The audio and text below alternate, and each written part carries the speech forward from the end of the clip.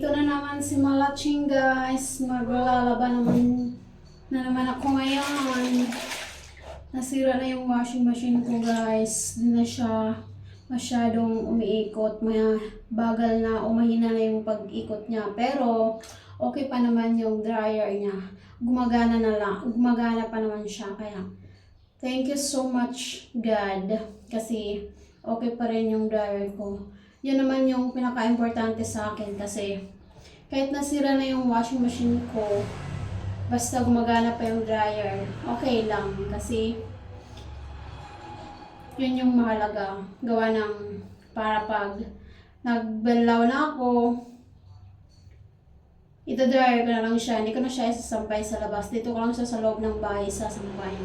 Kaya ang gagawin ko ngayon guys, magkukusot na lang ako. Kukusutin ko na lang yung aking mga labahin. Hindi naman siya ganun kadami. Konti lang naman. Kaya okay lang na kukusutin ko na lang yung aking mga labahin kapag tuwing naglalaba ako.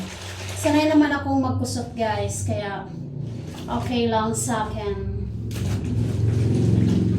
Tsaka di naman ganun kadumi yung aking mga labahin. Kaya hindi naman mahirap maglaba. Ayoko kasing magpa-laundry. Gusto ko kasi na pagdating sa labahin, hands-on ako. Ayokong pinapa-laundry. Tsaka sayang yung bayad sa pagpapa-laundry. Since wala naman akong ginagawa, rest day ko naman ngayon. Kaya ito guys, si Malaching, naglalaba. Maglalaba tayo ngayon guys. Kaya tara.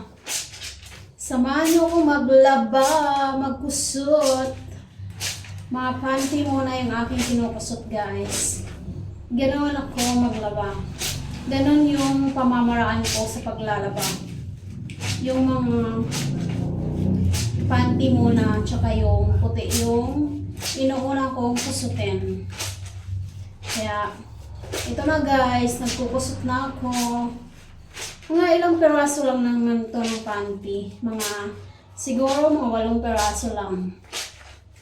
Kasi 4 na peraso, pagpasok, 5 peraso, then pag uwi ng bahay, magbibihis, then pagpasok, magbibihis ulit. Ganun lang naman.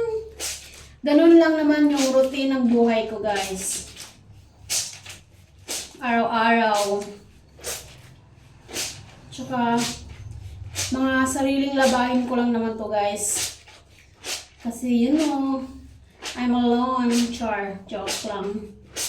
Mag-isa lang naman ako dito. Kaya sariling labahin ko lang yung iniintindi ko guys. Tsaka sarili ko lang talaga yung iniintindi ko. Kasi yung pamilya ko nasa probinsya sila guys. Yung anak ko nasa probinsya guys. Nasa nanay ko guys. Nanay ko yung nag-aalaga ng anak ko guys. Kaya thankful pa rin ako sa magulang ko kasi andyan sila lagi para sa akin. Andito rin naman ako para sa kanila lagi. Kaya I'm doing my best, hardworking, and para masupport ko yung lahat ng mga pangangailangan nila. Hindi man lahat maibigay ko sa kanila, pero at least napoprovide ko pa rin yung mga pangunahing pangangailangan nila. Kaya kapag naubusan na ng bigas at gasol ang pamilya ko, naku guys, nagkakandara pa na si Malaching. Maghanap ng pampadala sa kanila. Kasi ayokong magutom sila. Di bali na lang akong magutom, wag sila. Ganon ako guys, mag-alaga sa pamilya. Char. Ang okay no? Drama. Pero totoo yun guys. Ganon si Malaching guys. Ganon magmahal si Malaching. Kaya hanggat kaya ko guys, ibigay ko sa kanila. Ginagawan ko ng paraan. Kasi ayokong maranasan ng anak ko yung naranasan ko nung unang panahon. Napakahirap. Kaya maswerte pa rin sila kahit papaano. Kasi andyan kami lagi nakagabay sa kanila. Kaya ang swerte na ng mga bata ngayon, sa henerasyon nila ngayon, napakaswerte na nila. Di na nila naranasan yung mga naranasan namin dati. na kapag tuwing Sabado na, gigising ng maaga para maghanda na, ihanda na yung mga labahin ko kasi dadayo pa kami sa ibang lugar para lang maglaba. Gawa ng mahirap ang tubig nung mga sinaunang panahon.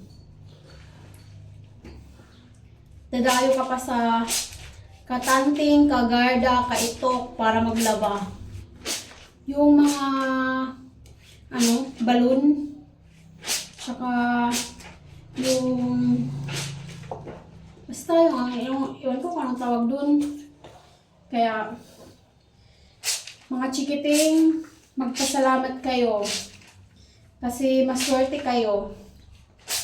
Lahat na ng gadget nasa inyo na ngayon.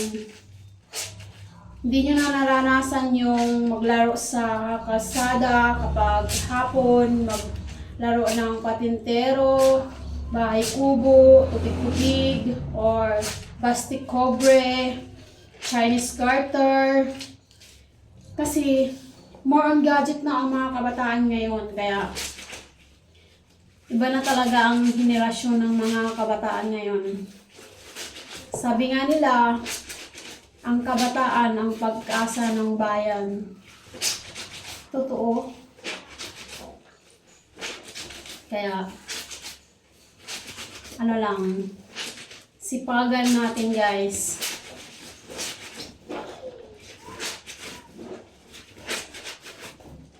Kailangan magsipag sa buhay para masenso. Kasi hindi pantay-pantay ang buhay ng mga tao. Merong mayaman, merong mahirap, meron talagang walang nakakain sa isang araw. Meron din namang nakakakain isang beses lang sa isang araw, tapos nagbabanat pa ng buto, namumulot ng mga basura sa kalsada para makapagbenta, para kumita. Yung iba naman nagsusugal. Yung iba naman nagsasayang ng pera sa kasino. So, di ba, ang sarap ng buhay nila. Tapos samantalang tayo, ito, nagbabalat ng buto para kumita at para matustusan lahat ng mga pangangailangan natin. Ganun tayo guys, hindi pantay-pantay ang tao dito sa mundo. Bakit kaya ganun, no? Hindi na lang kasi ginawa ng batas o pantay-pantay. Yung walang mahirap, wala ding mayaman, yung sama lang. Pero wala eh. Ganun talaga ang buhay. Kaya wala tayong magagawa. Laban lang guys, kaya natin to. Kaya enjoy lang natin yung life. Kasi kapag hindi ka sumabay sa agos ng buhay, wala, ikaw lang din naman ang mahirapan sa bandang huli.